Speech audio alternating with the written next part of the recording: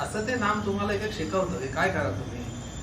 आणि असं जेव्हा तुम्ही एक एक गोष्ट शिकत शिकत जाता तेव्हा एक दिवस तुम्ही दुनियेला आधारभूत होता. तेव्हा तुमच्यातूनच येशू ख्रिस्त होतो.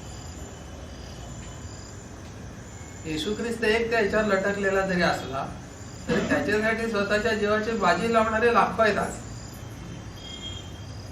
आणि तो त्या लटकलेल्या अवस्थेत असून सुद्धा लोकांना उभा राहतोय तारणहार म्हणून. आणि तो लटकलेला आहे. ह्या गोष्टीतून तो घडला. तसं तुम्ही पण होऊ शकता.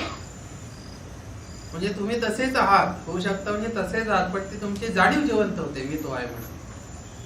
आणि मग तुम्ही लोकांना तारणहार. एकदा तुमची जाणीव जिवंत झाली की तुमच्यातून होणारी प्रत्येक क्रिया त्या क्रियेने लोकांना आनंद होतो.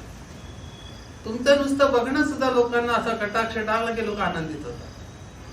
कारण त्या बघण्यामधून सद्गुरू पाझरत असतात.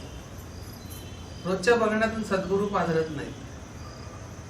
त्याच्यातून या सगळ्या आपण म्हणतो ना इच्छा वासना काय काय हे सगळं असं ओतप्रत वाहत असतं.